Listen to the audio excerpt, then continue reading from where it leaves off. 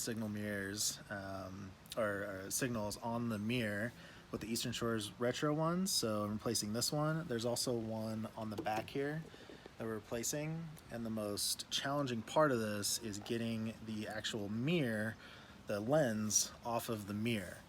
So it was a struggle to find. I only found one YouTube video after a long time that explained this. I want to make it very clear. So the mirror, right, the stock location, it's in here just like this.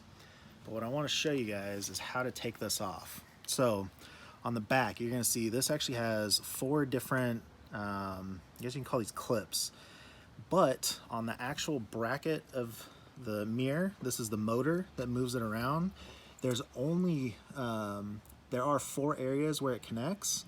And you can see there's this circle here. I'll get back to that in a minute. There's another tab here, and this is about the, what is that, the 4 o'clock position. Another identical one here about the 7, 8 o'clock position. Another one here at about roughly 10, 11 o'clock position. And so what you do to get these off is on the actual back of the mirror, in between these tabs, you'll take a flathead, and you want to insert the flathead and then lightly twist it. And what that's going to do is that is going to remove the actual lens from this bracket. And what you're doing is on these smaller tabs here with the little circles, when you twist, it's actually pushing this up so you can remove the lens.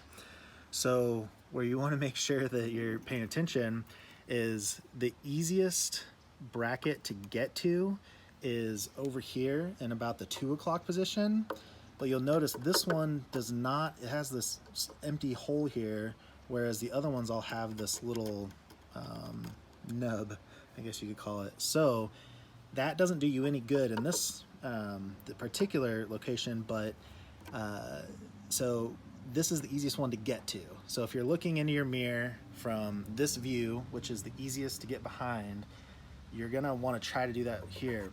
So instead, for this one that's in the 2 o'clock position, if you'll notice back on these guys, there's actually 2 tabs on each side here.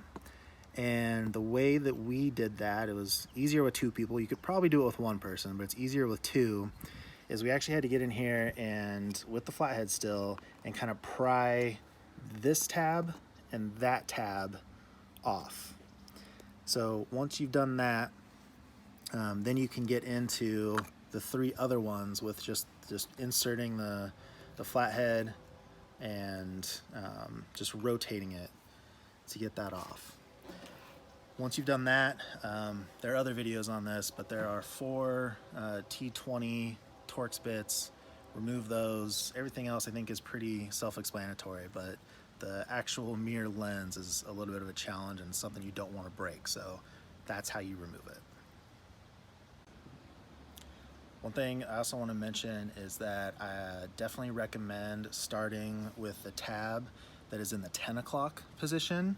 So that is this one here. It's much easier to get in from this angle and pop this first before moving on to the tab. Well, there's no tab, but in the 2 o'clock position here, because this is the one where you're going to want to pry on the 2 smaller little hooks on each side. So start with the one that's in the 10 o'clock position here, and then move over to the one in the 2 o'clock position. That's what worked for us. So here's a quick video of the wiring of the lights. So you can see got the new light in here, and that when you take this out, it comes out this way, and you put it back in that way. And the wiring, once you've put in the light, the new light in the back here, which is real simple to get in there, there's another connection, and it just connects directly to the back of the new turn signal. And then you reconnect these wires here. And if you've got a puddle light, highly suggest that you do it at the same time so you don't have to take all this apart again. Which is this one down here. That is not part of this installation, but it would be very convenient to do at the same time.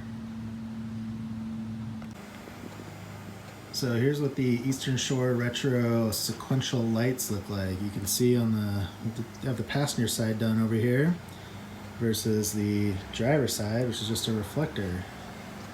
So up close, got the smoked lens, looks good. On the inside, does the same thing. I think that looks pretty good. So move on to the driver's side.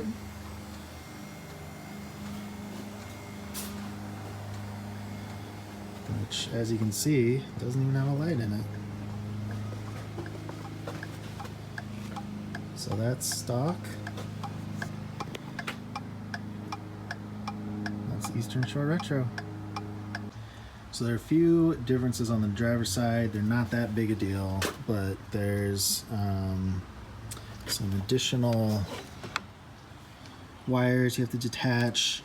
Note that the actual motor is clocked the same way as the passenger side, but with the mirror on there, you have less access to get in there, but it is the exact same as the passenger side. So I still recommend going for this 10 o'clock tab here and working your way around.